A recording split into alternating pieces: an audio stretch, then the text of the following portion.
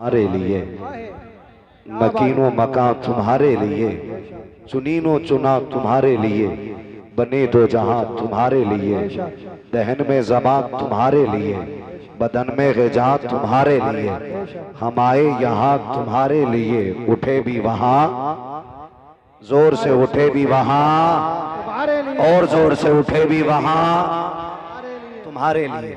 कभी तो जलसे में इतनी जोर से आवाज खर्च कर लिया करो कि अगर गला बैठ जाए और सुबह कोई ये पूछ ले आपसे कि आवाज का क्या हुआ, तो कम से कम इशारे ही से सही ये तो कह के आ जाओ, आवाजों का नजराना मदीने वाले को दे के आ रहे। क्या बात है, सुभान अल्लाह। कम से कम इतना तो होना चाहिए। लेकिन बड़े अफसोस के साथ मैं एक बात कहूं, कहीं ना कहीं आज जो हम दरूद पढ़ने में कंजूसी करते या सुस्ती बरतते हैं, इसके जिम्मेदार भी हम ही लोग हैं। क्या बात। इसकी जिम्मेदारी आप आरएसएस को नहीं दे सकते, बजरंग दल को नहीं दे सकते, शिवसेना को नहीं दे सकते, किसी एक मखसूस जमात को नहीं दे सकते, किसी तंजीम को नहीं दे सकते। इसकी जिम्मेदारी मैं अगर दूंगा तो माँ बाप को दूंगा। बेशक, क्या बात। इसलिए कि बचपन से उन्होंने बच्चों को दुरूद का आदी नहीं बनाया। ये सबसे बड़ी कमी हमारी रही। हमारे घरों में पैदा होने वाला बच्चा किस्मत से मुसलमान होता है, मुकद्दर से हुजूर का आशिक हो जाता है, लेकिन नसीब यहां तक नहीं लाता कि वो हुजूर पे दुरूद पढ़ने का आदी भी हो जाए। क्यों? बहुत पहले एक बड़े साइंसदान ने एक तहकीक की थी कि इंसान जो बोलना सीखता है वो दाएं बाएं के लोगों से गुफ्तगू सुन के बोलना सीखता है। अगर किसी शख्स को पैदा होने के बाद किसी ऐसे मकान में बंद कर दिया जाए जहां किसी के बोलने की आवाज ना जाती हो, तो उसने कहा था अगर ये 100 साल का भी हो जाएगा तो गूंगा ही रहेगा। अगर 100 साल का भी हो जाएगा तो गूंगा रहेगा। बोले जरा, गूंगा रहेगा।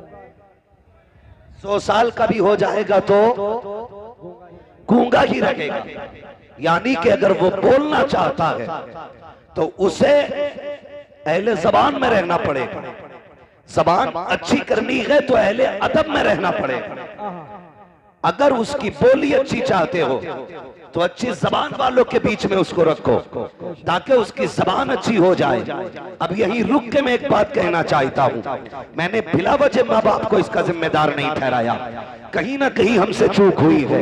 हमारे बच्चे घर में पैदा होने के बाद 5 के नोट को भी पसंद करने लग जाते हैं, 10 के नोट से भी प्यार उन्हें हो जाता है, 100 का नोट भी उन्हें प्यारा हो जाता है, क्योंकि वो माँ बाप को पैसे संभालते हुए देखते हैं।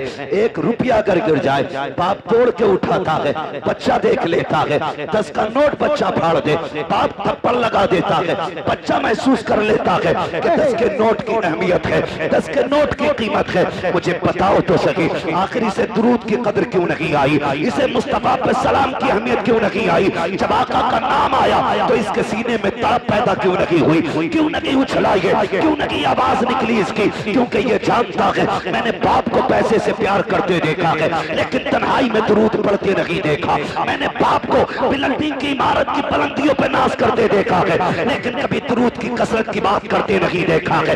जिन बच्चों के सामने अमीरों के तस्करे होते हैं वो अमीर बनने के ख्वाब देखते हैं, जिन बच्चों के सामने वलियों के तस्करे होते हैं वो मुत्तकी बन जाया करते हैं, जिन बच्चों के सामने नबी के तस्करे होते हैं खुदा की कसम वो अल्लाह वाले बन जाया करते हैं।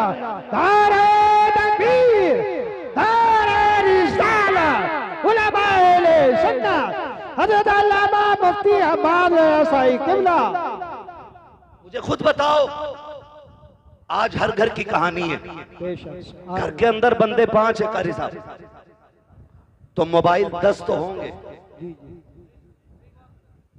9 नहीं होंगे। घर में बंदे 5 हैं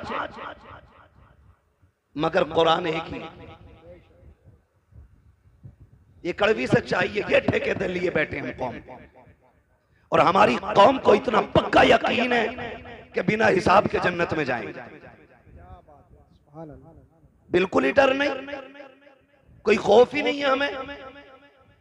एक मर्तबा कब्र याद नहीं करते हम, और हमारी कब्र हमें 70 मर्तबा रोज याद करती है। रोजाना 70 मर्तबा कब्र आवाज देती है और कहती है होश कर, यहां पे तेरे लिए गद्दे नहीं लगे हैं, हाइलोजन और एसी नहीं लगी है, इंतजाम तू करके ला। मैं अंधेरे का घर हूं, मैं कीड़ों का घर हूं, मैं सांप बिच्छुओं का ठिकाना हूं, तैयारी करके आ।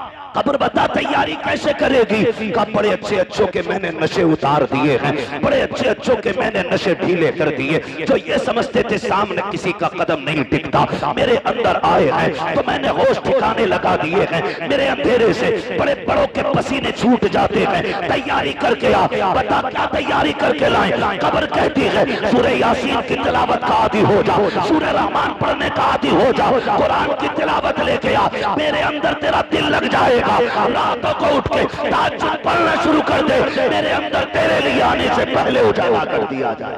सुभान अल्लाह, सुभान अल्लाह। कितनों के पास ताज्जुद की तो दौलत है, अंदाजा लगाएं। हाथ नहीं उठवाऊंगा, मैं किसी का राज नहीं खुलवाना चाहता। जब रब बंदों का राज नहीं खोलता तो फिर बंदे को क्या हक पड़ा किसी बंदे के ऐप खोले? बंदों को बंदों की पर्दापोशी करनी चाहिए। लेकिन इतना जरूर कहूंगा, क्या तैयारी है हमारे पास? क्या तैयारी है? वो तो मुकद्दर के धनी हैं हम कि हुजूर की उम्मत में पैदा हो गए। क्या बात है, सुभान अल्लाह, बहुत अच्छा। हाँ, जहां तुम बेटों की विलादत पे 2 रकात पढ़ते हो, पैसे की कसरत पे 2 रकात पढ़ते हो, तेरा काम चल जाए तो 2 रकात पढ़ता है शुक्र की। एक बार ये सोच के भी 2 रकात पढ़ लिया करके रब ने तुझे हुजूर की उम्मत में पैदा कर दिया है। बेशक, आहा क्या बात है, सुभान अल्लाह। हुजूर की उम्मत में पैदा कर दिया गया है।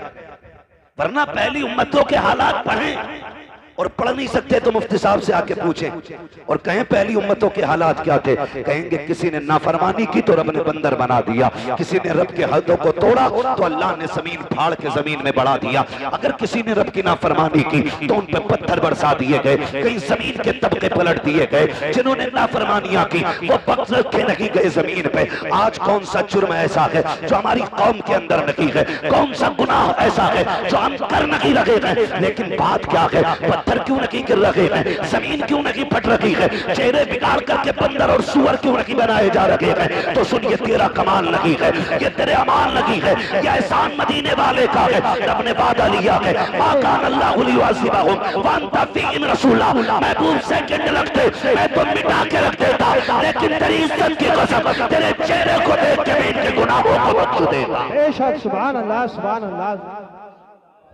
बहुत अच्छे। आज जो बच्चे हैं हुजूर की वजह से बचे, आज हुजूर की वजह से बचे। क्यों नहीं पढ़ाता बच्चे को दुरूद? क्यों नहीं सिखाते औलाद को हुजूर का प्यार? हमारे बच्चे 3 साल के हो जाएं, फिक्र हो जाती है, स्कूल ढूंढने निकल जाता है, इंग्लिश मीडियम चाहिए। मौलाना फीस की फिक्र नहीं है, फीस की फिक्र नहीं है, 1 नंबर क्वालिटी होनी चाहिए स्कूल की। 3 साल में इतनी फिक्र हो गई और तू 63 साल का हो गया, तुझे आज तक दुआए कुनूत याद नहीं हुई? अहे क्या, ये हमारी दीनदारी है, ये हमारा इस्लाम है हमारे अंदर। हमारा 5 साल का बच्चा इंग्लिश में पोयम सुना लेता है, लेकिन 5 साल के बच्चे का जो बाप 35 साल का है उसे कुरान की 10 सूरतें नहीं आती। जी, ये कड़वी सच्चाई है। हमारी कौम का सारा फोकस अगर लगाए ना, सारा फोकस लगाए तो चमक दमक पे लगाए, ये सारी रखी रह जाएगी। यार तुमने छप्पर वालों के भी जनाजे देखे होंगे, बिल्डिंगों वालों के भी जनाजे देखे होंगे। बचना कोई नहीं है, मौत सबको आनी है। और याद रखना, जब मौत का फरिश्ता आता है ना तो फिर छोड़ के नहीं जाता है, फिर छोड़ के नहीं जाता है। हैरत होती है, ये तमाम तर उलमा तशरीफ फरमाए, मैं पूरी जिम्मेदारी के साथ कहता हूं, हमारी कौम को 10 सूरतें याद नहीं। वो बच्चों को पूरा इंट्रोडक्शन इंग्लिश में बच्चा करा रहा है, अपना नाम, अब्बा का नाम, गली का पता, घर का पता। तेरे बच्चे को इंग्लिश में घर का पता याद है, लेकिन तुझे उर्दू में भी जन्नत का पता याद नहीं। क्या बात है, सुभान अल्लाह। जन्नत का पता याद नहीं। हमारी कौम जो बेहोश हुई है ना कहीं हम ही उसके जिम्मेदार हैं। कोई उठ के 500 का नोट मुझे दे, मैं कहूंगा देखो ये जन्नती जा रहा है। 1000 रुपए दे दे तो टिकट दे दूंगा यही है। इससे मतलब नहीं ये ब्याज का लेके आया कि सूद का के हराम, इससे कोई मतलब नहीं होता। मैं एक बात कहता हूं, बुरा ना मानिएगा, हम सिलसिले वाले लोग हैं, मुफ्ती साहब क़िबला सिलसिले वाले लोग हैं, लेकिन बात ही समझ में नहीं आती। पता ही नहीं चलता, पीर मुरीद बैठे हो दोनों तो पता ही नहीं चलता इनमें मुरीद कौन है इनमें पीर कौन है, पता ही नहीं चलता हज़रत, पता ही नहीं चलता। अगर कोई पीर से आके कहे मेरे घर चलें तो उसकी तरफ नहीं, इनसे पूछ लो, इन्होंने बुलाया इनसे पूछ लो भाई पीर ये है कि तू है। मुरीद का मतलब ये होता है कि जो अपनी मर्जी को पीर की मर्जी पे खत्म कर दे वो मुरीद होता है। और जब मुरीद अपने पीर को मर्जी से चलाए वो रंगत में अशरफी रज़वी कादरी हो सकता है लेकिन हकीकत में नहीं। यही वजह है कि जुड़ने के बाद भी सिलसिले से कोई फैज नहीं।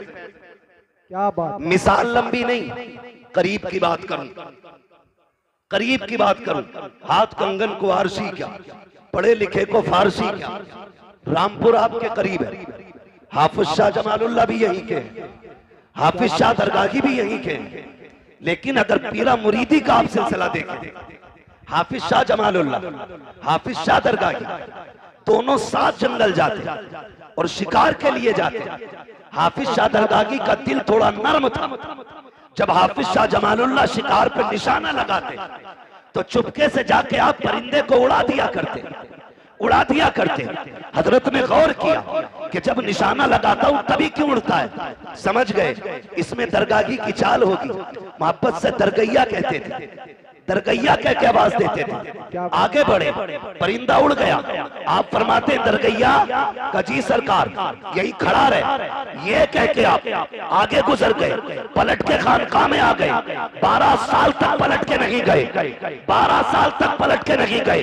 12 साल के बाद फिर उसी जगह पे पहुंचे और शिकार के लिए गए। अचानक कहते हैं यार मुझे यहाँ से दरगैया की खुशबू आ रही है, दरगैया की खुशबू आ रही है। जब इतना कहा दरगैया की खुशबू, लोगों ने निगाह डाली, कोई नजर नहीं आ रहा है। एक मिट्टी का टीला तो है लेकिन कोई शख्स नहीं है। आपसे कहा था हुजूर यहाँ दरगाही की बात कर रहे हैं, 12 साल हो गए हैं, आज तक दरगाही का पता नहीं चला है, आप किसकी बात कर रहे हैं? कहो ना हो मेरा दरगाही यही कहीं पर है। इतना कहने के बाद आपने आवाज दी दरगैया कहाँ है, जरा सामने तो आ। वो जो मिट्टी का ढेर लगा था उसमें खलचल पैदा हुई, मिट्टी फटी, घास फटी। हाफिज शाह दरगाही निकले, आने के बाद कहते हैं हुजूर हाजिर हो। कहा यहाँ क्या कर रहे हो? कहा याद कीजिएगा 12 साल पहले आपने यहाँ मुझसे कहा था दरगाही खड़ा हो जाओ, 12 साल से इसी जगह पे खड़ा हूँ। कहा ये मिट्टी का सरकार जहाँ कदम था वहीं पे रुका रखा, हवा चली, मिट्टी चिपकती गई, ढेर बनता गया, घास मुझ पे जमाई। कहते हैं अच्छा का फिर आया क्यों नहीं? कहा तेरी मर्जी से खड़ा हुआ था, तेरी मर्जी का इंतजार है। मैं कहना ये चाहता हूँ अगर रिश्ते ऐसे होते हैं तो अल्लाह वलियों में भी और शागिर्दों में भी मुरीदों में भी वो दर्जे अता फरमाता है कि जहाँ जहाँ हाफिज शाह जमालुल्लाह की बातें होती है वहाँ वहाँ हाफिज शाह दरगाही की बातें हुआ। नारे तकबीर, नारे रिसालत, मसनदे आला हज़रत फैज़ाने हाफिज शाह जमालुल्लाह अली जान मियां। मैं तो एक बात कहता हूं आपसे और सीधी सी बात, अली जान रहमतुल्लाह ताला अलैह, इनके नाम पे तुम कितनी भगोने बनाए। क्या बात है, सुभान अल्लाह। नतीजा उस वक्त तक कुछ नहीं निकलेगा जब तक एक एक चावल हलाल का नहीं होगा। क्या बात, सीधी सी बात, एक एक चावल हलाल का होना चाहिए। हराम से दुनिया लौटा दो, अल्लाह को तेरे खर्चे की कोई परवाह नहीं। अगर रब ने तुझे मजदूर बनाया, मेहनत करके शाम को आ, 100 रुपए कमा के ला, तू 95 नहीं 99 बच्चों पे खर्च कर, एक खुदा की राह में खर्च कर दे। खुदा की कसम, अगर मुस्तती हजरात 50,000 खर्च करें और एक गरीब इंसान 1 रुपया खर्च करे, अल्लाह तेरे 1 रुपये को 50,000 से ज्यादा इज्जत अता फरमाए। सुभान अल्लाह, सुभान अल्लाह। 1 रुपये को 50,000 से ज्यादा इज्जत मिलेगी। लेकिन गलती तो हमें नहीं की ना। पीर साहब भी ये सोचते हैं कि अगर कह दिया तो मुरीद नाराज हो जाए, कह दिया तो मुरीद नाराज हो जाए, मुरीद ऐसे ही सालाना फसलाना फितराना है, ऐसे ही पीर है। आके सो जा तो बेगैरत उठता ही नहीं। 8 दिन मुरीद ने कमरे में बंद कर रखा जी, 8 दिन 8 दिन कह रहा पीर साहब सब तुम्हारी दुआओं से चल लिया, जबकि पीर साहब खुद मुरीद के चंदे पे चल लिया।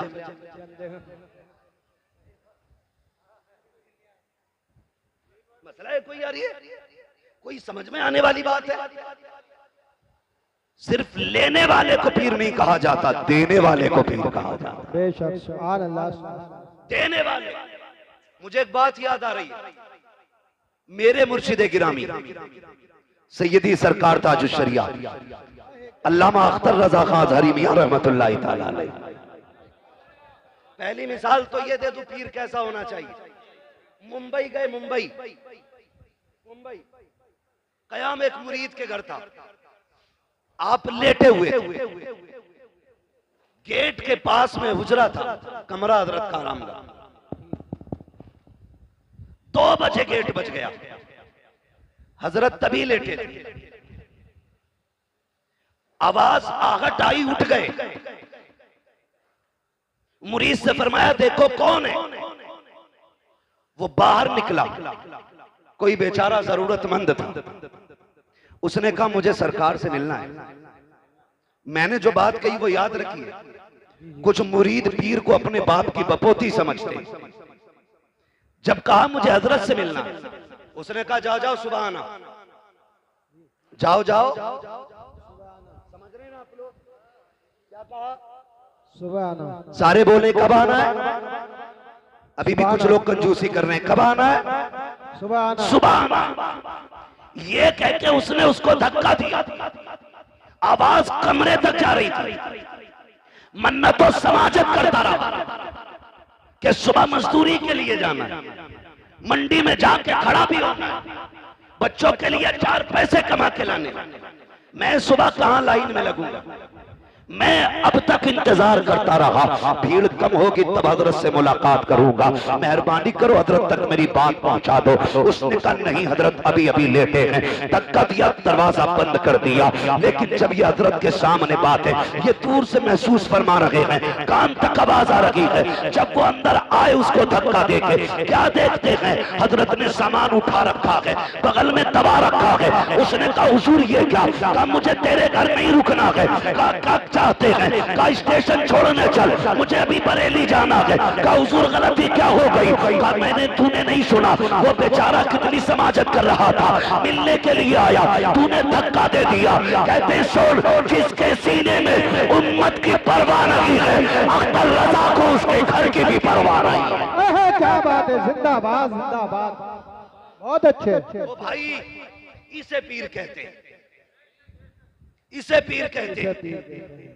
और अल्लाह माफ करे, अगर शहर का सबसे बड़ा स्मगलर, सबकी बात नहीं कर रहा हूं जी, सबकी बात नहीं कर रहा हूं मैं, चंद लुटिया डुबाने वाले पीरों की बात कर रहा हूं, जिन्होंने कौम की लुटिया डुबा रखी है। और हमारा काम है समझाना, इसलिए कह के जा रहा हूं, हम सिलसिलों के मुखालिफ नहीं, हम तो नस्ल दर नस्ल बुजुर्गों से जुड़ने वाले लोग हैं। हम बुजुर्गों के दामन से वाबस्ता हैं और यही जिम्मेदारी और कोशिश उलमा की रहती है कि अपनी कौम को अल्लाह वालों से जोड़ा जाए। बेशक यही कोशिश रहती है सब। मैं अगर शहर में सबसे बड़ा स्मगलर है और पीर साहब से गहरे ताल्लुकात, ताल्लुक। तो एक बार भी हजरत ये नहीं कह सकते कि भाई ये काम बंद कर दे, क्योंकि वो रूठ जाएगा, वो रूठ जाएगा। इतनी हिम्मत नहीं है। मैं तो दावे के साथ कहता हूं, अगर हर पीर अपने मुरीद से गलत कामों को छोड़ने की सख्ती से ताकीद कर दे और ये कह दे तेरे घर का पानी तब पीऊंगा जब तू ब्याज लेना बंद कर देगा, जब तू रिश्वत का बाजार ठंडा कर देगा तब मैं तेरे घर पानी पीऊंगा। मेरा ईमान कहता है भले बच्चों को चटनी से पाले, अपने बच्चों को हराम के लुक़्मे नहीं खिलाएगा वो बंदा। क्या बात है, सुभान अल्लाह, सुभान अल्लाह। लेकिन इस पे सख्ती नहीं। बस मैं आपसे चंद बातें करना चाहता हूं, बहुत गौर से मेरी बात सुनिए। भाई हल्का इको कम कर दीजिए, पीछे वाले लोग कह रहे हैं कि आवाज साफ नहीं आ रही। तवज्जो है सारे लोगों की? वैसे मेरे हिसाब से तो बहुत अच्छी आवाज है। तवज्जो है सारे लोगों की ना? हम अपने बच्चों को क्या सिखाते हैं?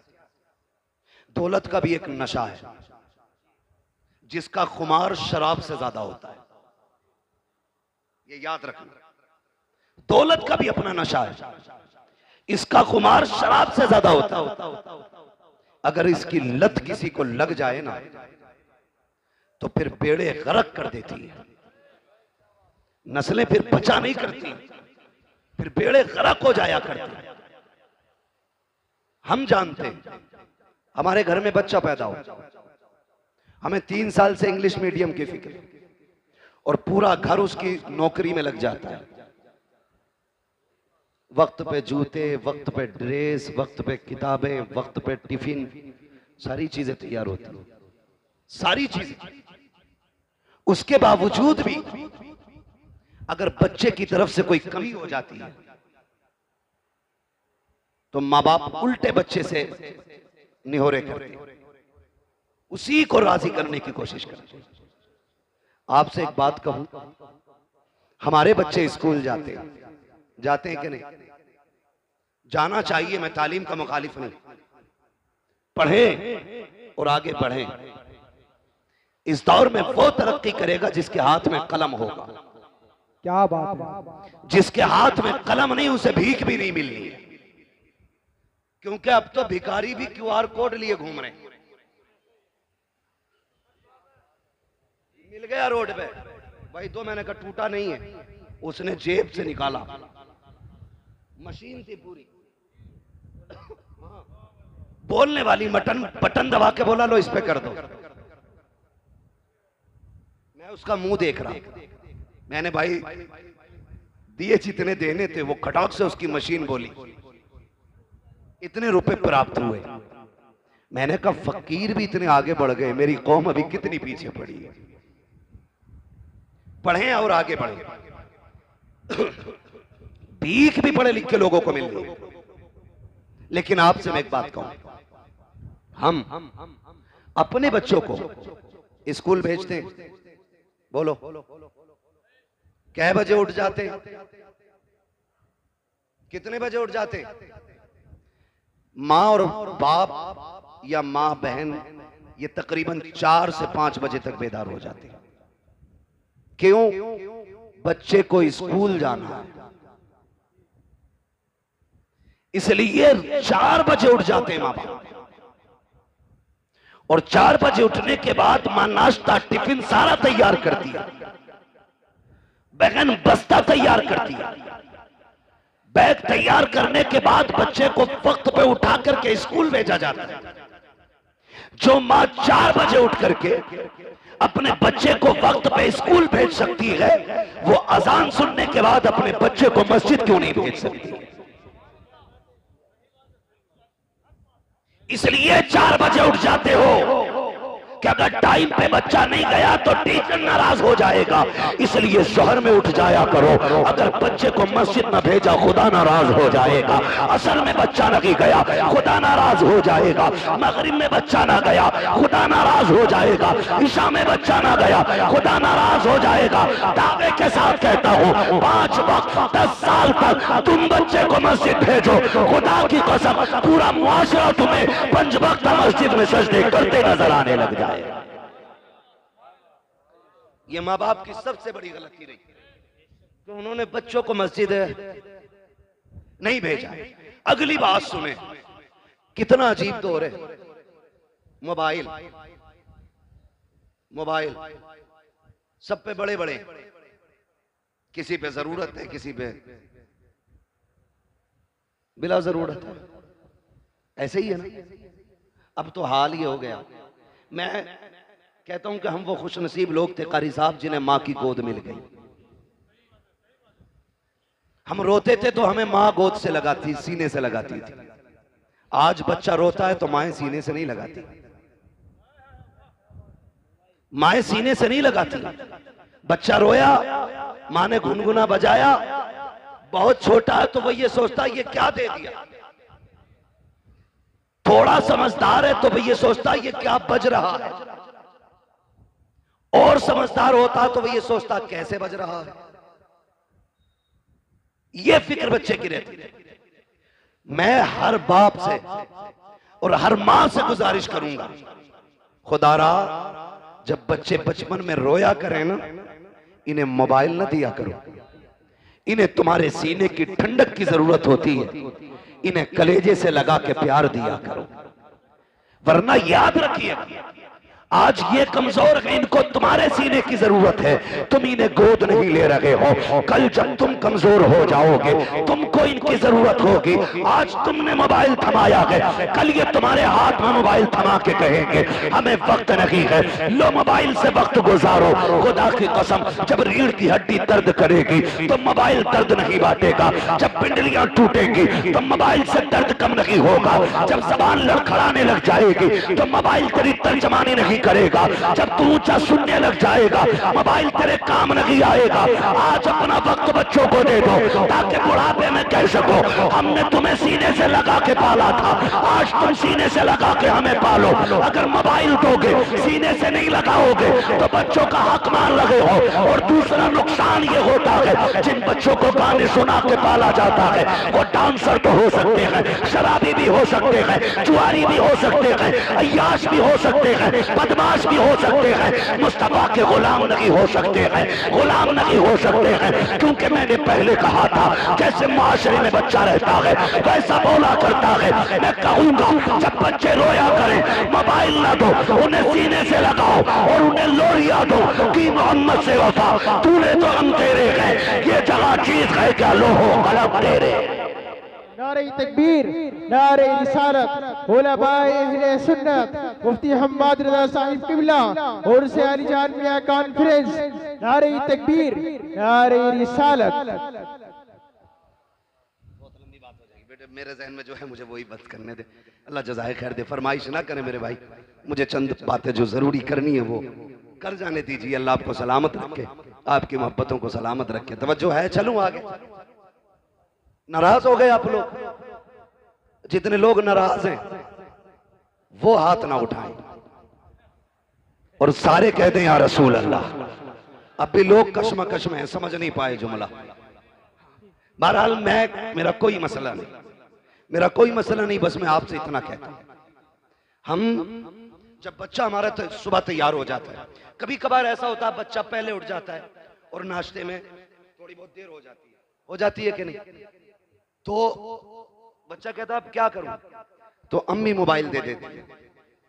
तो टेबल पे बैठ, ये चला गेम खेल, पबजी खेल, और कौन सा गेम चल रहा है, कौन डूब गई। स्टेशन पे अकेला शोर मचा रहा था, अकेला ही कह रहा मार मार मार। मैं डर गया, मैंने कहा मसला क्या है। देखा तो कान में लीड लगा के चीख रहा था। पागल हो गए हम लोग। ये जवानियां ये पबजी के लिए थी, ये रात को चौकों में बैठ करके 3-3 बजे तक मार मार की सदाएं लगाने के लिए थी। मैं पूछना चाहता हूं इस जवानी को बर्बाद क्यों कर रहे हैं। ये जवानियां बड़े काम की हैं। आज बच्चा 18 नहीं 25 साल का हो जाओ, अम्मा कहती मेरा तो मुन्ना ही है, अभी गलती करके आता, बाप कहता सुनो आज ये शिकायत मिली है, कहती बच्चा है समझदार हो जाएगा। और कई लोग तो इतने गैर मुनासिब मशवरे देते हैं, अल्लाह उनके मशवरों को मुकम्मल कर दे। कहते हैं जो ना समझो उसकी शादी कर दो, कि जब कंधे पे जुआ आएगा तो खुद सीधा चलेगा। पता ये चलता मुफ्ती साहब अपना तो बेड़ा गर्क था ही था, दूसरे की बेटी का भी बेड़ा गर्क कर दिया।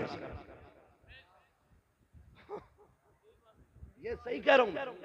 कई लोगों की जिंदगी बर्बाद हो गई अधूरे मशवरों की बुनियाद पर। कह रहा जुआ रख दो सिर पे, कतई सीधा चलेगा। और जब जुआ रखा तो ऐसी गर्दन डाली उसने कि फिर जो 2-4 दाने चुग रहा था वो भी नहीं रहा, खत्म।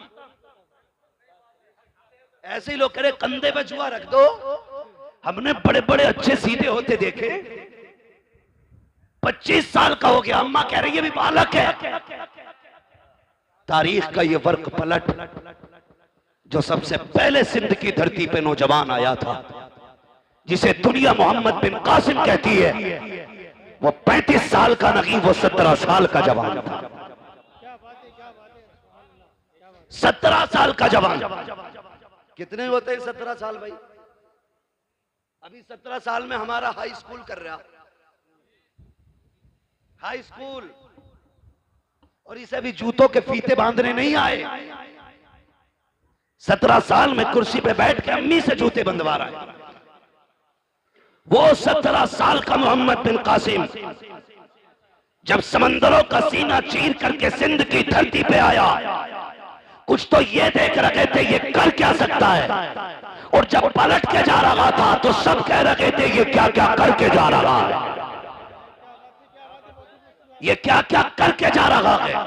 और अभी 25 साल में कह रहे हैं हमारा लल्ला छोटा है, इसे आता ही क्या है, तेरा लल्ला 10 साल का नहीं 28 साल का हो गया है, इसे कुछ नहीं आता है। पूछ मोहम्मद बिन कासिम से 16-17 साल में रब ने कौन सी जहानत अता की थी, किस माशरे में रह के पले थे वो लोग। क्या पबजी का दौर था, मोबाइल का दौर था? नहीं, खुदा की कसम वो तलवारों की खनक का दौर था, वो ढालों की धमक का दौर था, वो जवानों के बाजुओं की ताकत का दौर था। आज एसी में रह के पलने वाला बच्चा कौन सा परचम लहराएगा, सिवाय पबजी के कुछ नहीं आता है। उनकी माओ ने दूध पिलाया था तो ये कह के पिलाया था कि जिंदगी भी नबी के लिए है, पूरी कायनात नबी के लिए है। आज हम शौक से पढ़ते हैं, शौक से सुनते हैं, ताज शरिया का कलाम है, ताज शरिया का कलाम है। क्यों भूल जाते हो उनका दिया हुआ सबक? कितनी प्यारी बात कही थी उन्होंने। कहा था जिंदगी ये नहीं है किसी के लिए, जिंदगी है नबी की,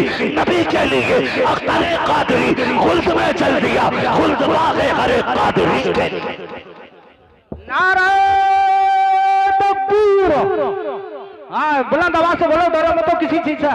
नारे तकबीर, नारे रिसालत, फैज़ाने आला हज़रत, मसलके आला हज़रत, फैज़ाने दादो सरिया, मोहम्मद रसूल, मोहम्मद रसूल, स्वर की सरजमीन, नारे तकबीर, सुभान अल्लाह, सुभान अल्लाह। ईमान ताजा कर दिया।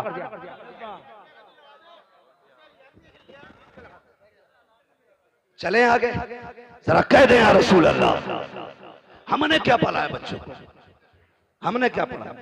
ताजुश शरिया ने भी बेदार किया, आला हजरत ने भी बेदार किया। आला हजरत से चिढ़ने की जरूरत नहीं, उन्हें पढ़ने की जरूरत है।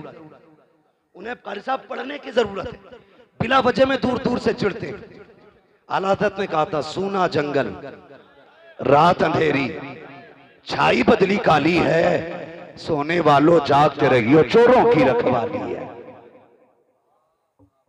कितनी बड़ी बात कह गए, सोने वालों जागते रहियो, सोने वालों जागते रहियो, चोरों की रखवाली है। मैं आपसे कहना चाहता हूं क्या तैयारी हमने की है? सारे नौजवान बैठे, सारे नौजवान बैठे, इतना कमजोर कोई नहीं है जो रोजाना सलातुत तस्बीह ना पढ़ सके। पढ़ सकता है नहीं हर नौजवान? अगर सीख ले तरीका, हर नौजवान एक मर्तबा रात में सलातुत तस्बीह पढ़ सकता है।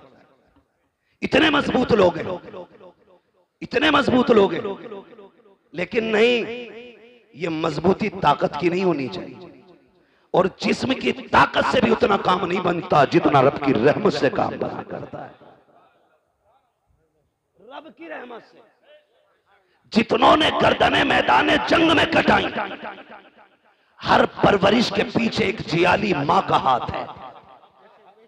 पढ़ लो सारी तारीख। अलीजान बाबा की महफिल में बैठे हो, ये भी किसी पारसा मां का लाल होगा जिसकी रियासतें और इबादतें इतनी बुलंद हुई कि अल्लाह ने इसको विलायत का दर्जा अता किया। अगर माएं दीनदार होती हैं तो औलाद नेक हो जाती, लेकिन अगर माएं दीन के नाम पे बुज़दिल हों तो फिर औलादों में शेरे खुदा पैदा नहीं होते।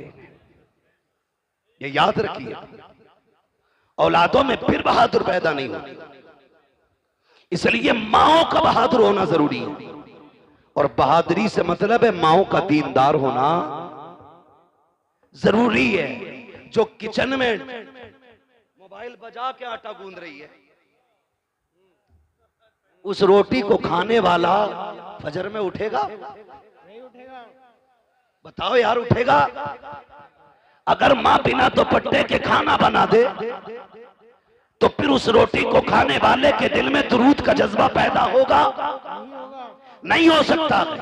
अगर चाहते हो तेरे लुकमे के अंदर इबादत का नूर पैदा हो तो फिर माँ से कह के कनीज़े फातिमा ज़हरा बन, बहन से कह के कनीज़े फातिमा ज़हरा बन। जाओ जाकर के बेटियों को बताओ कि रोटियां बनाया करो तो सर से दुपट्टे नहीं उतरने चाहिए। आज घरों में ऐश के साथ रहने के बावजूद हमारी घर की बेटियों के सरों पे दुपट्टे नहीं रखे, हया का चादर उनके सर से उतर चुकी है। आज मैं आपसे कहना चाहता हूँ, दुनिया फिलिस्तीन के लिए रो रही है, लेकिन मैं ये कहता हूँ जितनी बहादुर माएं फिलिस्तीन की जमीन ने पैदा की है, आज तक कोई जमीन पैदा नहीं कर रही है। उनके हौसलों को सलाम, उनकी जुर्रतों को सलाम, उनकी बंदगी को सलाम, रब से मोहब्बत को सलाम। एक बेटी का इंटरव्यू आया, उससे पूछा गया था हर वक्त नकाब में क्यों नजर आती हो?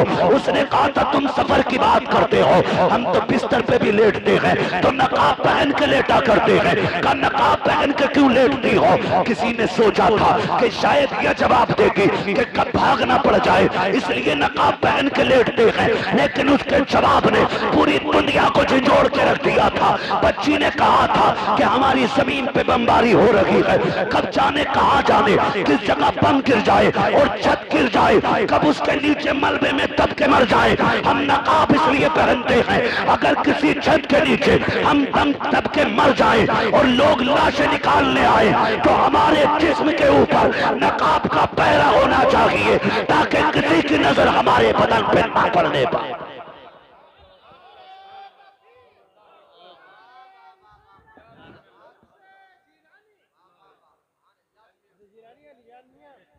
तवज्जो है ना आप लोगों की? खुदा की कसम, ये गैरत वाली माएं हैं तो फिर लाल भी कैसे गैरत वाले पैदा हो रहे हैं।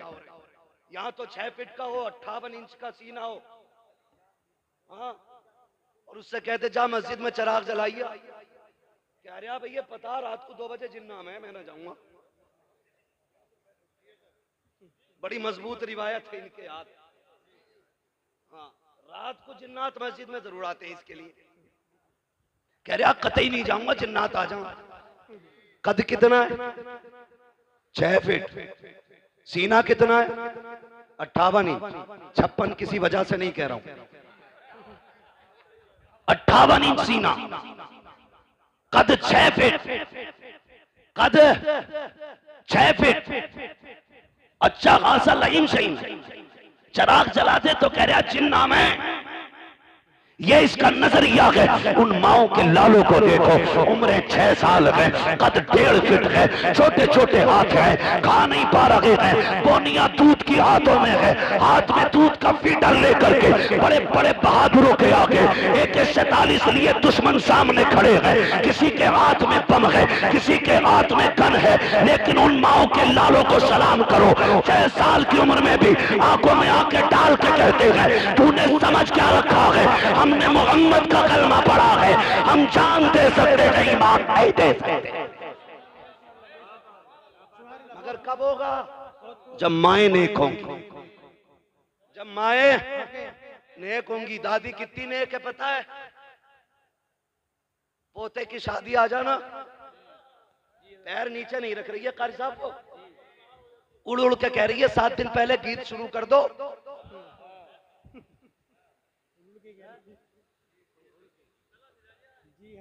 कह रही है गीत शुरू कर दो, कब करोगे? 7 दिन रह गए, मेरी अम्मा शादी में 7 दिन है और तेरी मौत का एक लम्हा भी बाकी नहीं है। ये तो पता है कि बारात 7 दिन बाद जाएगी, लेकिन अगली सांस की गारंटी नौजवानों है गारंटी? सारे बोले है गारंटी? नहीं गारंटी ना। हुए नाम वर बे निशा कैसे कैसे, जमी खा गई आसमां कैसे कैसे।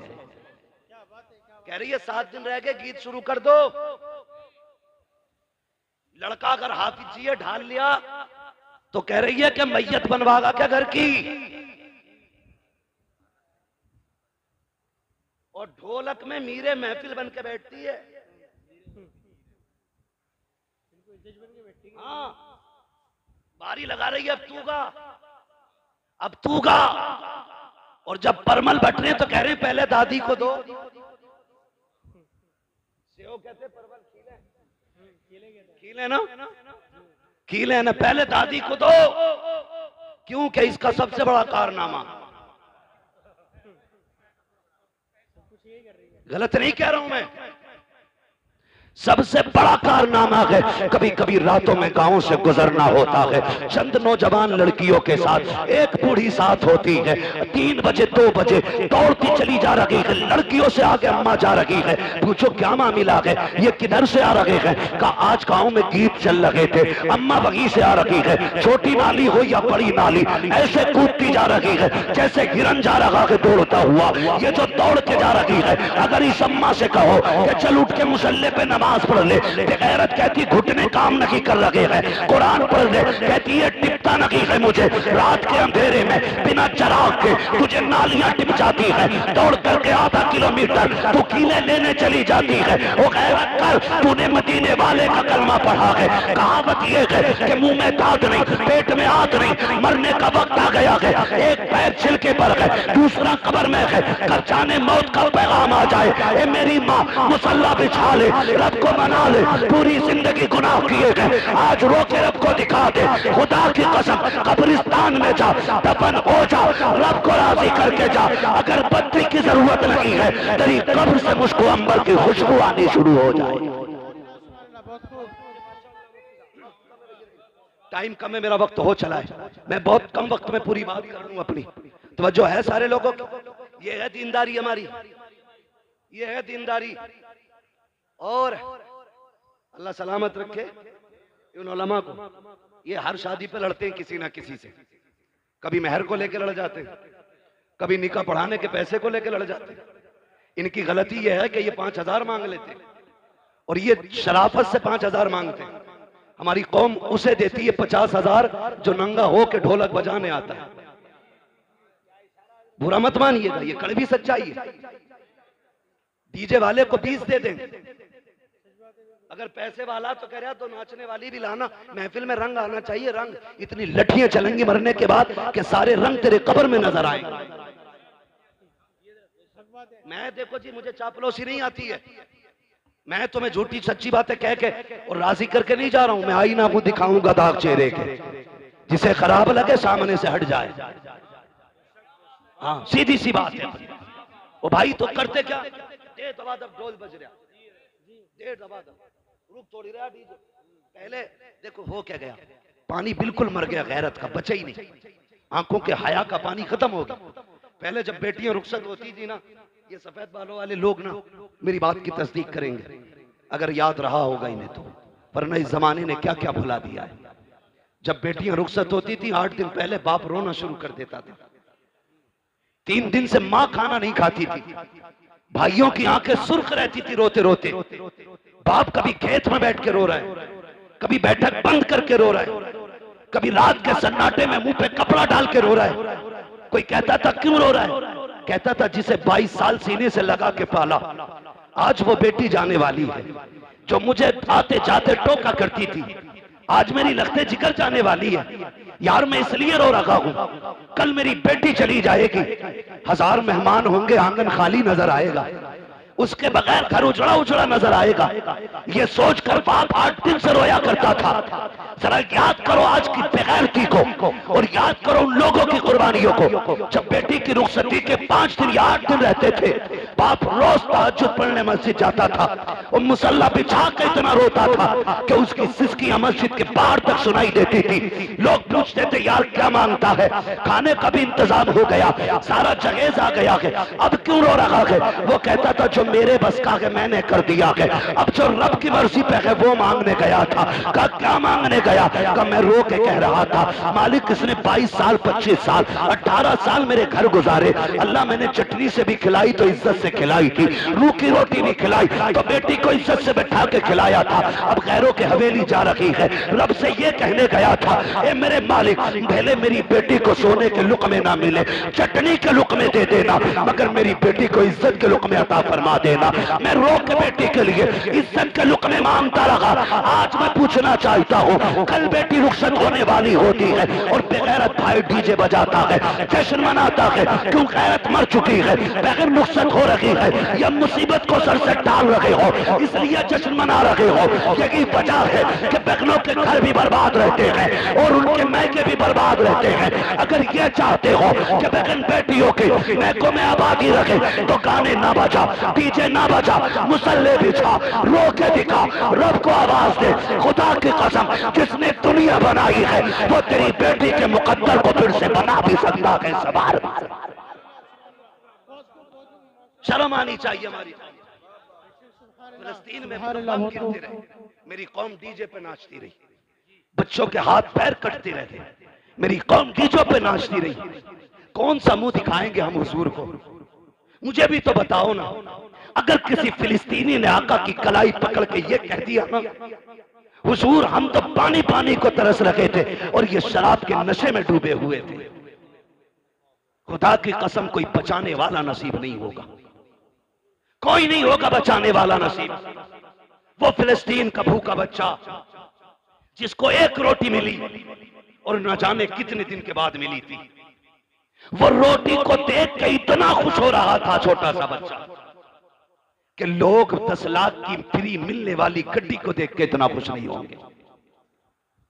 किस कमाल की उसकी भूख थी कि वो 1 रोटी के लिए इतना उछल उछल के मुस्कुरा रहा था, हंस रहा था, कभी चूमता था कभी सीने से लगाता था। क्या भूख थी उसकी। अब मुझे रुक के जरा बताओ, फिलिस्तीन के लोग तो 1-1 रोटी को तरस जाएं, 1-1 घूंट पानी को तरस जाएं, और मेरी कौम बारातों में जाकर के गैर के फ्री के खाने को डोंगे के डोंगे टेबल के नीचे फेंके। कौन से मुंह से हुजूर का सामना करोगे? किस मुंह से कब्र में जाके आका से कहोगे कि प्यास लगी है या शफाअत चाहिए? ओ भाई याद रखो, मेरे इमाम ने कहा था आज ले उनकी पनाह, आज मदद मांग उनसे, कल न मानेंगे कयामत में आकर मान गया।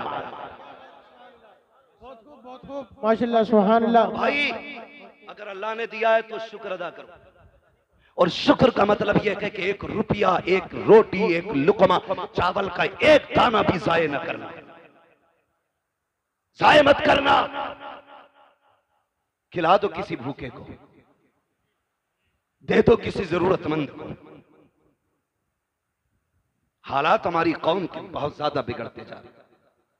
8-8 दिन डीजे बजा करके फिर अपनी कौम में शोहरत लिखवाना चाहते हैं हम लोग। मेरा तो सीधा सा सवाल है, कारी साहब अगर किसी से ये कहा जाए ना डीजे क्यों बजाया था, कह रहा लड़के नहीं माने। अब्बा कह रहा कि लड़के नहीं माने, क्यों? कब कह रहे थे शादी 1 ही बार हो अब्बा, शादी के 3 बार चांसेस और भी हैं, है ना? एक वक्त में 4 निकाह बंदा कर सकता है, लेकिन जिंदगी 1 ही बार मिलनी है। अगर तुझे लग रहा है शादी 1 बार हो रही है तो मौत भी 1 ही बार आनी है। कह रहा बालक ना माने। अब्बा से पूछो रिश्ता अपनी मर्जी से किया या लल्ला ने ठोक बजा के कर लिया? कह रहा ना उसमें तो हम गए थे। तो मैंने कहा ये बता दे, रिश्ते में तो तू अब्बा था, डीजे में ये अब्बा कैसे हो गए? हमारे यहां तो अब्बा की चलती है तो हर जगह चलती है, हर जगह चलती है जी। तो अब्बा कह रहा लल्ला न माना, लल्ला को पकड़ लिया इमाम साहब ने मस्जिद में। क्यों भाई यार, तुम तो कम से कम शर्म कर लेते। तो लल्ला अपने सिर की उसके सर पे डाल लिया। कह रहा बताऊं, मैं तो मना कर रहा था, लेकिन मेरा वो दोस्त ना गुड्डू, वो कह रहा बस खाली तू हाँ कह दे, खर्चा सारा मेरा। तो सुनो गुड्डू पप्पू के यारो, इस गुड्डू पप्पू का हाथ पकड़ कब्रिस्तान लेके चल, कुछ और नहीं कहना है। एक कब्र के पास बैठा और उससे इतना पूछ के मेरे साथ यहां लेटेगा, यहां लेटेगा मेरे साथ, आएगा इस अंधेरे में? जाहिर है जवाब क्या होगा? नहीं आऊंगा। क्या जवाब होगा? नहीं आऊंगा। यही होगा ना कि नहीं आना, यहां तुझे अकेला आना है। तो सीधी बात कह दे, अगर यहां अकेला आना है तो हिसाब भी मुझे ही देना होगा। कहा हाँ, तो फिर कह दे जब हिसाब मुझे देना है तो मेरे गुनाहों में तू इजाफा क्यों कर रहा है? सीधी सी बात। मेरे भाई नौजवानों, बदलो अपने आप, जिंदगी के उसूल बदलो, अपने रवैये बदलो, तौर तरीके बदलो, सच्चे मुसलमान बनो, पक्के मुसलमान बनो। और शादियों का मिजाज ऐसा हो, सेहरा तेरे सर पे बदा हो, नात मदीने वाले की होनी चाहिए, दूल्हा तू बना हो, सेहरा हुजूर का पढ़ा जाना चाहिए, ताकि दुनिया देख के कह दे ये बेगैरतों की बारात नहीं है, ये गैरत वालों की बारात जा रही है। सुभान अल्लाह। गैरत वालों की बारात जा रही है। तो याद रख, जरूरी नहीं है जनाजों में भीड़ हो जाए, जरूरी नहीं है। और बाराती, अल्लाह माफ करे, कहीं कहीं तो इतने बुरे फंस जहां समधी कहता है जब तक बारात पूरी ना चढ़ जा रोटी मत खिलाइयो।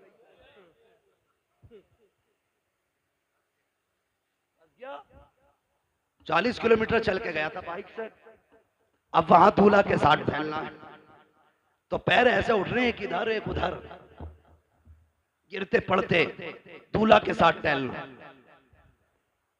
घूम लिया और जब निकाह का टाइम आया तो 5 लोग बचे।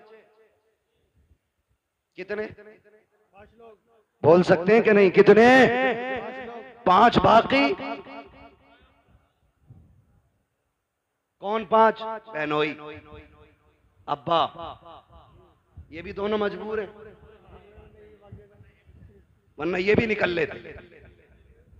और 2 दोस्त, एक जनाब खुद। और कौम की हालत देखो, कहने को हम बहुत पक्के मुसलमान हैं, और जब दूल्हा को कलमा पढ़ाओ ना तो करवट वाला कह रहा है ला इलाहा ला इलाहा ला इलाहा, कह रहा ला इलाहा, तो इसे ला इलाहा कहने में मुसीबत आ रही है। इल्लल्लाह पे जाके इसकी सांसें टूटती है। करवट वाला कह रहा इल्लल्लाह, आरे मार रहा हो, खिस्सा को भी कह रहा है इल्लल्लाह, वो भी रूठ जाता। और कई तो बैठे इसलिए रहते हैं कि यार इसे जरा इमाम साहब के साथ कलमे कहलवा देंगे वरना फंस जाएगा। हमारी कौम को कलमे तक याद नहीं, और तीजे में मस्जिद में पहुंच जाए तो चनों के ढेर, जी हक बात है, दबा दब गिरा रहा, जरा सी देर में चने खत्म। वो भाई मुसलमान बनो, मुसलमान किरदार अच्छे करो, अखलाक अच्छे करो, अखलाक हुजूर के दिए हुए पैगामात याद रखो। तारीख में बहुत बड़ा नाम सलाहुद्दीन अय्यूबी का है। कौन सलाहुद्दीन अय्यूबी? ये वो है कि जब बैतुल मुकद्दस मुल्क के शाम में काफिरों का कब्जा हुआ और मुसलमानों का कत्लेआम किया गया, 70,000 एक दिन में मुसलमान काटे गए, सड़कों पे खून का आलम यह था कि घोड़ों के पैर फिसल लगे थे चलते हुए। इतना खून फिलिस्तीन में बहा था मुसलमानों का। उसी दिन से इस जवान ने अकेले खड़े होकर के कहत किया था, आज जो 70,000 काटे गए हैं, जब तक इनका बदला न ले लिया जाएगा उस वक्त तक चैन से नहीं बैठना। और तारीख गवाह के अकेला उठा, रब ने मदद की। फिर इसने फलस्तीन के दरवाजे पे जाकर बैतुल मुकद्दस के दरवाजे को खटखटाया। पादरी खड़े हो गए आगे आके। आज सलाहुद्दीन अय्यूबी फाते बन के खड़ा है। पादरियों की गर्दनें झुकी हैं, हिसाब लगा रहे थे, हमने इनके 6 माह के न छोड़े, बेटों के बच्चे कत्ल किए, औरतें बच्चों पे तलवारें चलाई गई, जवान नौउम्र मारे गए। ये तो आज एक को ढूंढ ढूंढ के कत्ल करेंगे। सारे लोगों की गर्दनें झुकी हुई थी, सब सलाहुद्दीन अय्यूबी का चेहरा देख रहे थे। आपने कहा था, सलाहुद्दीन अय्यूबी कहते हैं, कहो पादरी आज क्या लग रहा है तुमको? तुमने मेरे मुस्तफा की 70,000 उम्मत को बेदर्दी के साथ काटा था, आज क्या होना चाहिए? सबकी गर्दनें झुक गई। आज हमारी बर्बादी का दिन है, आज बदले का दिन है, आज हमें मौत नजर आ रही है। सलाहुद्दीन अय्यूबी की आंख में आंसू आ जाते हैं, आंखें बरस जाती हैं। कहते हैं, जालिमो तुम क्या जानो, इस्लाम क्या है और मुसलमान क्या है। आज तुम्हें बदला नहीं लिया जाएगा। आज मैं वो करूंगा जो पता मक्का के दिन मेरे नबी ने दुश्मनों के साथ किया था। कहा क्या करोगे? उन्होंने बेटी के कातिल को माफ किया था, मैं बैतुल मुकद्दस के कातिलों को माफ कर रहा हूं। तारीख गवाह है, खुदा की कसम। जैसी सलाहुद्दीन अय्यूबी ने इतना कहा कि मैं फतेह मक्का की तारीख दोहराऊंगा। मेरे नबी ने कहा था, अंतुम मुत्तलका, आज सब आजाद हो जाओ। मैं भी कहता हूं आज तुम सब आजाद हो। जैसे इतनी बात कही ना, तुम सब आजाद हो, तो चीखें निकल गई लोगों की। पादरियां कदमों में आ गए, घुटनों के बल तो पड़े थे, खड़े होकर के कहते हैं, सिर्फ रहने की इजाजत की बात नहीं है, सिर्फ कब्जे की बात नहीं है। सलाहुद्दीन हाथ बढ़ाइए, कलमा पढ़ाइए। कहा क्यों? कहा समझ गए हैं, अगर एक सलाहुद्दीन अय्यूबी का किरदार ऐसा है तो मदीने वाले मुस्तफा का किरदार कैसा रहा हो। सुभान अल्लाह, क्या बात है भाई, क्या बात है। उसमें भी फरमाने मुस्तफा पे अमल सलाहुद्दीन अय्यूबी का देखे। तन्हा उठे, चंद लोगों के साथ उठे, फिर फौज बन गई। मैं अकेला ही चला था जानिबे मंजिल, मगर लोग साथ आते गए और कारवां बनता गया। ये कंडीशन हुई। उसमें भी एक कबीला, एक मोहल्ला ऐसा था जो इस्लाम नहीं लाया। सलाहुद्दीन अय्यूबी से जंग हुई। जंग के बाद फातेह बन के बैठा है सलाहुद्दीन अय्यूबी। क्या बन के? आज तो मिंबर या जीत जाए ना, कह रहा देखूं ऐसा गली वाले को। यही बात है, यही बात है भाई। कोई बैठा हो तो बुरा ना मान लो, ये पूरे हिंदुस्तान की कंडीशन। कह रहा बस जीतन दो। मेरी पतंग थी, इसने इमली का स्टिकर लगाया, देख लूंगा इसे। जबकि 5 साल के लिए बना। तो इतना गुरूर है, इतना घमंड है। सलाहुद्दीन अय्यूबी जिसने बैतुल मुकद्दस फतह किया, जिसने बैतुल मुकद्दस पे ला इलाहा इल्लल्लाह का परचम लहराया, वो एक कबीले पे हमला करता है। यानी कि हमला अपनी तरफ से नहीं, उस कबीले की फौज आई, आमने सामने टकराव हुआ। जब फातेह हुए सलाहुद्दीन अय्यूबी, एक खातून दौड़ती हुई आई। उसने कहा, सलाहुद्दीन तू तो फातेह है ना, तूने कब्जा किया हमारी बस्ती पे। कहा क्या बात है? कहा मेरे 4 बच्चे, इस जंग की भागम भाग में ना मेरे बच्चे गायब हो गए। अपनी फौज से कह के ढूंढ के लाए। इतना सुना, जुब्बा संभाला, साफा अमामा सर पे रखा, तलवार लटकाई, घोड़े पे बैठने लगे। खातून ने कहा तू किधर चला? कहने लगे मां तेरे बच्चे ढूंढ के लाने। औरत मुसलमान नहीं थी, कलमा पढ़ने वाली नहीं थी। कहा मां तेरे बच्चे ढूंढ के लाने। ये कह के घोड़े को निकाला, चले गए। सुबह से शाम हो गई, बस्तियां छान डाली, गलियां छान डाली, चलते चलते थक जाते हैं, जंगलों को छान डाला, एक दरख्त के नीचे पहुंचे। शाम के वक्त में 4 बच्चों को सहमे हुए पाया, डरे बच्चों को लिया, अपनी सवारी पर बैठाया, अपने खेमे में आए। माँ बैठी हुई थी, कहा माँ बता यही तेरे बच्चे है कि नहीं? उसने कहा सलाहुद्दीन ये तो बता दे तू खुद क्यों गया था? कहा मेरे नबी का फरमान मुझे याद है कि अगर जंग भी हो तो उसूल याद रहने चाहिए। बीमारों पे हमला नहीं करना है, कमजोरों को नहीं मारना है, निहत्तों पे तलवार नहीं उठानी है, बच्चों और औरतों को नहीं मारना है। कहा माँ जब तू मेरी रियाया में आ गई अब तेरी जिम्मेदारी मेरे सर आ गई थी।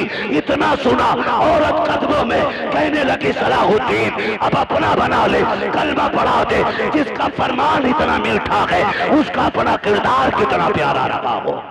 सुभान अल्लाह, सुभान अल्लाह। वो अंधेरा ही भला था कि कदम राह पे थे, रोशनी लाई है मंजिल से बहुत दूर हमें। नौजवानों आज भी हम अल्लाह के वली हो सकते हैं, लेकिन शर्त यह कि किसी ने इमाम गजाली से कहा था दुआएं कब मकबूल होती हैं, तो आपने 2 बातें कही थी। इन दोनों बातों को याद रखना और पल्ले बांध लेना।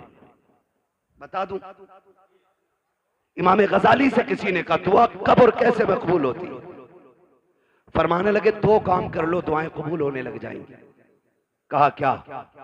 कहने लगे जब भी बोलना सच बोलना और जब भी खाना हलाल खाना। झूठ छोड़ दो, हराम खाना छोड़ दो, फिर हाथ उठने में देर होगी, अल्लाह कबूलियत में देर नहीं फरमाएगा। करेंगे इंशाअल्लाह ऐसा, हलाल रोजी खाएंगे इंशाअल्लाह। ऐसा बंदा जो सूद ब्याज या हराम का बिजनेस करके रोटी खिला रहा है उसके दरवाजे का पानी भी मत पीना, पानी भी मत पीना। कारी साहब दमिश्क की जामा मस्जिद के दरवाजे पे एक छोटा सा बच्चा जूतियां नमाजियों की साइड करता था, आधे जूते इधर कर देता था, आधे जूते इधर कर देता था। एक दिन जब लोगों ने उसको रोका और पूछा ये क्या करता है, ये क्या करता है? आधी जूती इधर कर देता, आधी इधर कर देता है। उसने कहा मैं बांट देता हूं। छोटा बच्चा था 8-9 साल का। कहा क्या बांट देता है? उसने कहा मैं नेक लोगों के जूते अलग कर देता हूं, गुनाहगारों के जूते अलग कर देता हूं। उम्र कितनी? 8-9 साल उम्र का बच्चा, समझ कितनी? जूते देख के बता देता है कि ये जन्नती का जूता है या जहन्नमी का जूता है। जूते अलग का क्या करता है? का मैं जूते बांट देता हूं। किधर? का जो ये दाहिनी तरफ होते हैं ये जन्नतियों के जूते होते हैं, और जो बाईं तरफ होते ये गुनाहगारों के जूते होते। लोग कहने लगे इसमें इतनी समझ कहां से आ गई? एक शख्स खड़ा था, कहा आज की रात इसे मेरा मेहमान बना दो, आज की रात इसे मेरा। अभी आप देखेंगे पीरे तरीकत रहबरे राहे शरीयत शहजादे आला हजरत हाँ हुजूर हसन मियां साहिब क़िबला दामज़िल्लहुल आली सज्जादा नशीन खानकाह रज़विया बरेली शरीफ, आप देखेंगे आला हजरत के बेटे का चेहरा। मैं भी कभी कभी देखता हूं तो सोचता हूं, मैं सोचता हूं अगर नस्लों में इतना हुस्न है तो आला हजरत पे कितना हुस्न रहा होगा। आप देखेंगे उनके बेटे का चेहरा, शराफत, परहेजगारी, दीनदारी, हक्कानियत सारी देखने को मिलेंगी भी आप।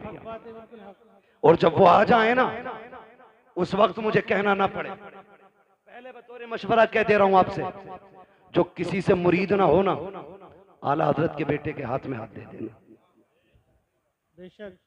आला हजरत के बेटे के हाथ में हाथ दे देना, क्योंकि आला हजरत ने कहा था तुझसे दर, दर से सग, सग से कि मुझको निस्बत, मेरी गर्दन में भी है दूर का डोरा तेरा,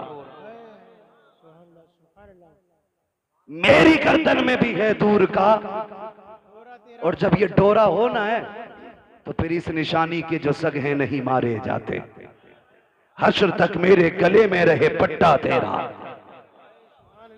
हश्र तक मेरे गले में रहे पट्टा तेरा। बच्चों को भी डाल देना उनके कदमों में, जवान भी पड़ जाना उनके कदमों में, इसलिए कि जब किसी से बैत हो जाता है ना तो फिर सिलसिले की बरकतें मिलना शुरू हो जाती है। तो देखेंगे आप एक अच्छी नस्ल का अच्छा शहजादा आने वाला है। वो इसलिए अच्छे नहीं महज के वो खान साहब है, वो इसलिए महज अच्छे नहीं क्योंकि वो काबुली पठान है, वो इसलिए सबसे अच्छे हैं क्योंकि वो शहजादा इमाम अहमद रजा खान है, इसलिए अच्छे हैं। उनको देखेंगे आप, बैठे रहिएगा इंशाल्लाह आने वाले। बस मैं बात समेटने लगा हूं, मेरे बाद महफिल की कार्रवाई जारी रहेगी। कहा कि ये बच्चा आधे जूते इधर कर देता, आधे इधर, इसमें ये फिरासत कहां से आई? तो एक ने कहा कि आज इसे मेरा मेहमान बना दो। ले गया वो, अगले दिन बच्चे को लाके वहीं छोड़ दिया। अब जब बच्चा जूते उठा रहा है तो अब जूते समझ में नहीं आ रहे बच्चे के। अब कभी इन जूतों को उठा के इधर करता है, कभी इधर के उठा के इधर करता है। सारे सर पकड़ के बैठ जाते हैं कि कई दिन से मुसलसल जूतों का ये एक दूसरे से इम्तियाज करने के बाद अलग-अलग रखता था, आज क्या हो गया है, ये जूते क्यों नहीं पहचान रहा है? तो उसने कहा मैं ये बताना चाहता हूँ, अब तक जो जूते पहचान रहा था, इबादत इस पे फर्ज नहीं थी, रोजा इस पे फर्ज नहीं था, सजदे इस पे फर्ज नहीं थे, लेकिन ये तहारत, ये पाकीज़गी इसके निगाहों को रब ने इसलिए अता की थी कि ये तस्बीह के साथ साथ हलाल के लुक़मे खाया करता था। आज शाम में इसे लेके गया, मैंने वो खाना खिलाया जिस खाने के अनाज से ज़कात नहीं दी गई थी, एक दिन का खाना खिलाया है, आंखों से ये तारत ले ली गई है। एक दिन अगर खा ले आंखों से बसीरत चली जाती है। और मेरे भाई अगर एक दिन के खाने से नूर चला जाता है तो रोज खाने से ईमान का हाल क्या होगा? इसलिए हलाल खाया करो ताकि सो तो हुजूर दिखाई दे, कब्र में पहुंचो तब भी मदीने वाले का जलवा नजर आ। ऐसी जिंदगी गुजारो। या अय्युहल्लज़ीना आमनू उदखुलू फिस्सिल्मि काफ़ा, ईमान वालों पूरे पूरे इस्लाम में दाखिल हो जाओ।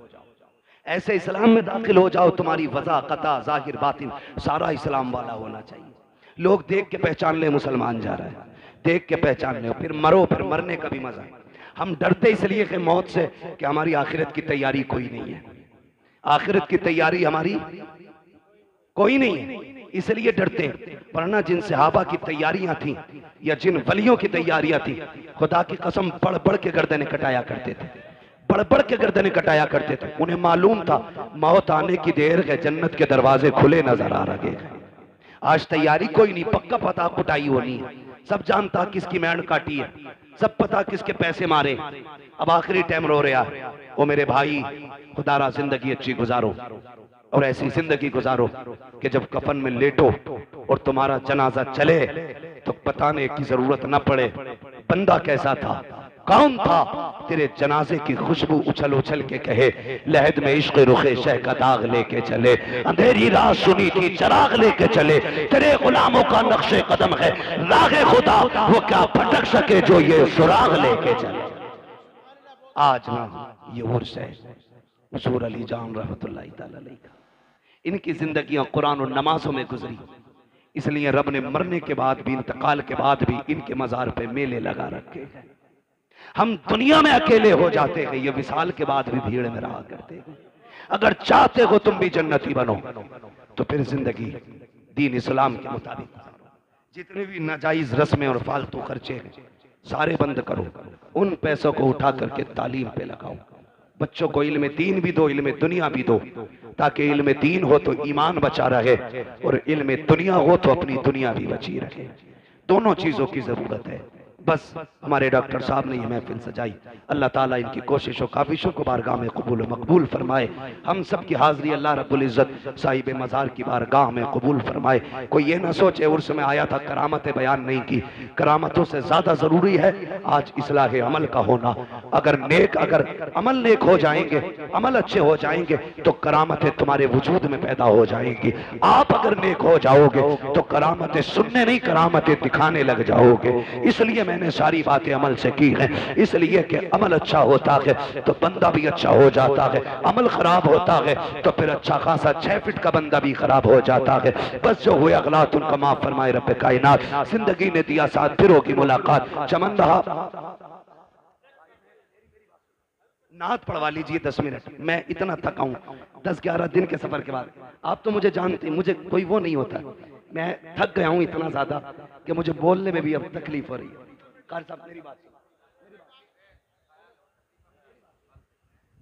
मेरी बात सुन लें, इस बीच में ना नात सुन लो थोड़ी। नात पढ़ने वाले लोग रुकने, बस मेरे भाई मेरी एक बात है ना एक बात मेरी, प्लीज मेरी बात सुन। अच्छा बैठ जाइए, बैठ जाइए। अल्लाह आपका सलामत रखे। फरमाइशें काफी बढ़ जाए।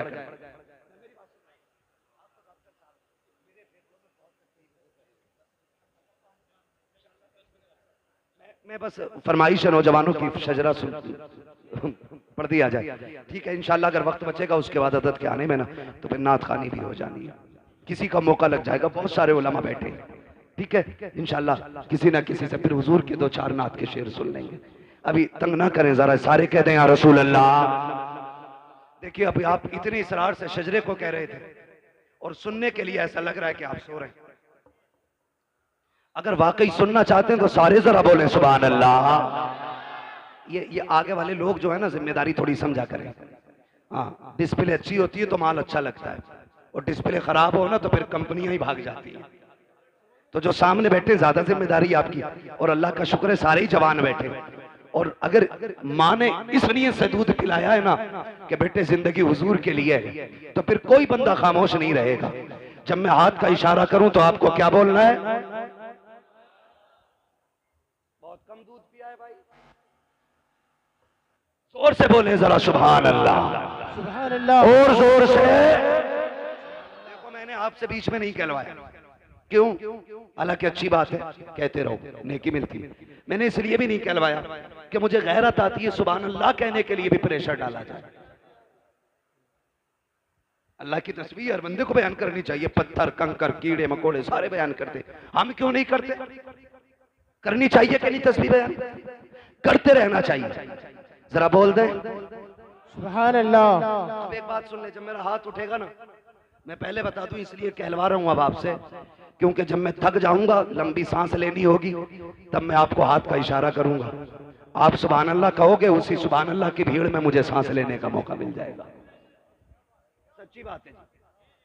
आप सुभान अल्लाह कहोगे, नेकियां मिलेंगी, अल्लाह राजी होगा तो फिर मुझे भी मिल जाएंगी। अब जरा बोल दें सुभान अल्लाह, सुभान अल्लाह।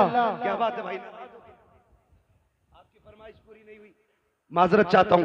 मैं सबकी अलग अलग फरमाइश तो पूरी नहीं कर सकता, ठीक है, लेकिन नाराज ना हो, दिल शिकस्ता ना करें। अल्लाह चाहेगा कभी फिर मुलाकात होगी, वक्त मिल जाए तो फिर कर लिया जाएगा। जरा सारे बोल दे सुभान अल्लाह। सुभान अल्लाह। आदम के बेटे शीश,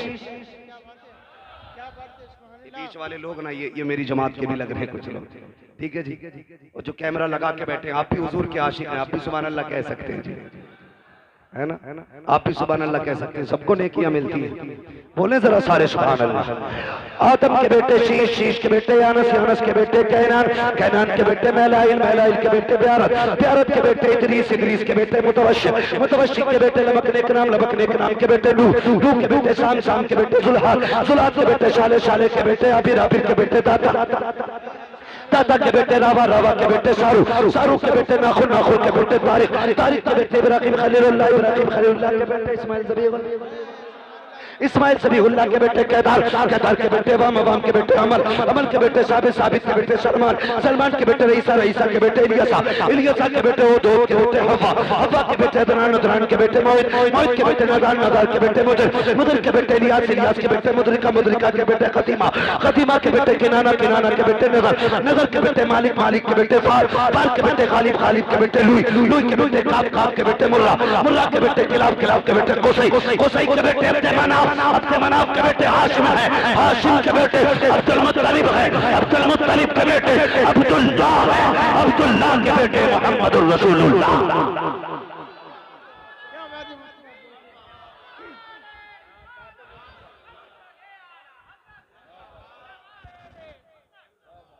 बस जो हुए गलत उनको माफ फरमाए रब्बे कायनात।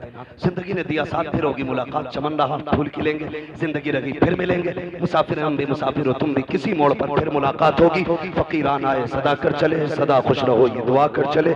सारे लोग कलमा शरीफ पढ़ लीजिए, ला इलाहा। वादा करें कि 10-15 मिनट बैठ के हमें आला हज़रत के बेटे का इंतजार करना है। उनका इंतजार इसलिए भी करेंगे क्योंकि उनके जद्दे अमजद ने कहा था, एक मेरा की रहमत में दावा नहीं, शाह की सारी उम्मत पे लाखों सलाम। और हम हर सलाम में पढ़ते हैं, डाल दी कल्ब में अजमत मुस्तफा सैयदी आला हजरत पे। ये मैं समझता हूं कि ये लोग इतनी आसानी से आते नहीं हैं।